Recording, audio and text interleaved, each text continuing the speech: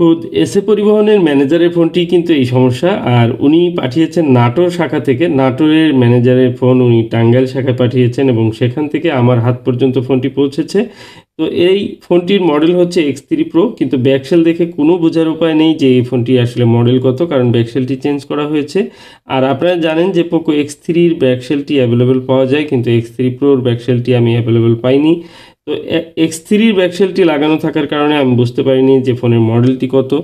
তো যাই হোক, আমি খোলার পর দেখতে পেলাম যে এটি হচ্ছে X3 Pro একটি ফোন। আর এই ফোনটির সমস্যা হচ্ছে এখনও কিন্তু ফোনটির লোগো আসে, কিন্তু ফোনটি বন্ধ হয়, চালু হয় এবং অনেক সময় একদম অফ হয়ে যায় আর অন হয় না।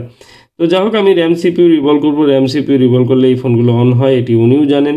কারণ এখন সবাই স্মার্ট হয়েছে, সবাই কিন্তু এখন গুগল অনলাইন বিভিন্নভাবে সার্চ করে যে এই ফোনগুলো আসলে কিভাবে রিপেয়ার করা যায়।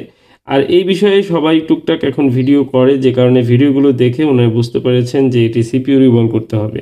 আর এই ফোনটির ব্যাপারে অনেক সলিউশন অনেকেই দিচ্ছেন, তো আমার সলিউশনগুলো ওনার ভালো লেগেছে এবং আমি কুরিয়ার সার্ভিসের মাধ্যমে যেহেতু ফোন নিয়ে অসংখ্য ফোন কাজ করেছি এবং কি দীর্ঘ সময় ধরে এই কাজটি করছি, যে কারণে আমার কাছে ফোনটি পাঠিয়ে দেন এবং ওনার কুরিয়ার সার্ভিসের মাধ্যমে লোক দিয়ে আমার সব পর্যন্ত পৌঁছান। আর এসএ পরিবহন এবং সবচেয়ে বেশি হচ্ছে সুন্দরবন কুরিয়ার সার্ভিসের মাধ্যমে আমার ফোনগুলো আসে। সারা বাংলাদেশ থেকে অসংখ্য ফোন আসে। এসএ পরিবহনের সার্ভিসটি একটু দ্রুত পাওয়া যায় ফোনগুলো, কিন্তু সার্ভিস চার্জ ওনাদের একটু বেশি, যে কারণে এবং কি সব জায়গায় ওনাদের শাখা নেই, যে কারণে আমি এসএ পরিবহনটি খুব কম ব্যবহার করি। কিন্তু সুন্দরবন কুরিয়ার সার্ভিসে সারা বাংলাদেশের যে কোনো জায়গাতে আমি খুব সহজেই কিন্তু ফোনগুলো পাঠিয়ে দিতে পারি। এরপরেও থানা পর্যায়ে অনেক এজেন্ট অফিস থাকে যেগুলোতে ফোনগুলো আসলে ডেলিভারি করা যায় না, কিন্তু আপনারা চাইলে যে কোনো জায়গা থেকে কিন্তু এজেন্ট অফিস থেকে আপনি ফোনগুলো পাঠানোর সময় পাঠাতে পারেন।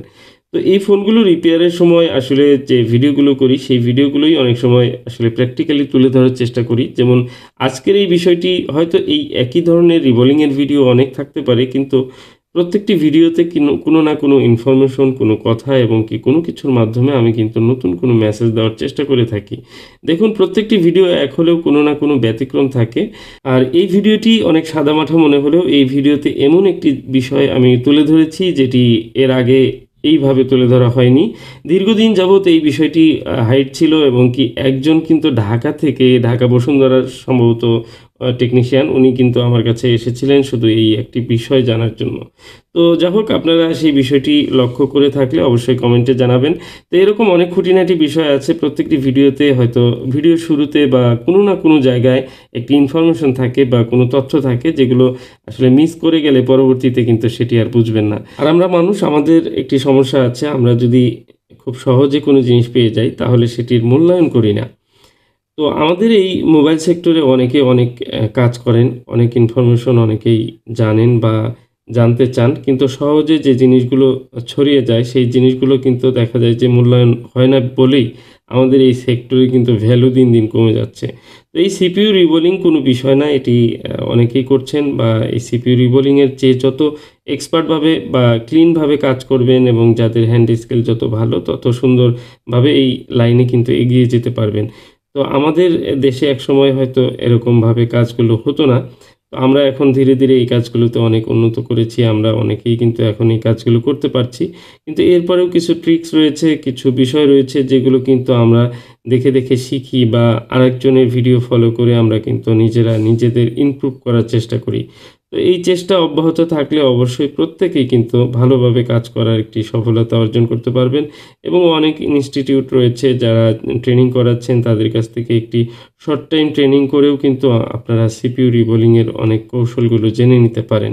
তো সিপিইউ রিবোলিং করলেই যে ফোন অন হয়ে যাবে, ওকে হয়ে যাবে এরকম না। অনেক সময় সিপিইউ রিভলভ করলেও ফোন অন হয় না, এবং কি তখন আপনাকে অবশ্যই নলেজ ব্যবহার করে বিভিন্ন প্রবলেমগুলো সলভ করার জন্য কিন্তু আপনাকে চেষ্টা করে যেতে হবে। আপনি শুধুমাত্র রিভলভ করলেন হলো না এবং বা হলো, এই পর্যায়ে আটকে থাকলে আপনি অনেক ফোনই কিন্তু আসলে কাজ করতে পারবেন না। এইজন্য নিজেকে ডেভেলপ করার চেষ্টা করতে হবে। যাই হোক, আমি ফোনটি অন করে নিচ্ছি এবং আলহামদুলিল্লাহ ফোনটি অন হয়েছে, আর আশা করি সম্পূর্ণ অন হবে এবং সম্পূর্ণ অন হয়েছে। তো ভিডিওটি আজকের মতো এখানেই শেষ করব। সবাই ভালো থাকুন, সুস্থ থাকুন এই প্রত্যাশায়। আসসালামু আলাইকুম।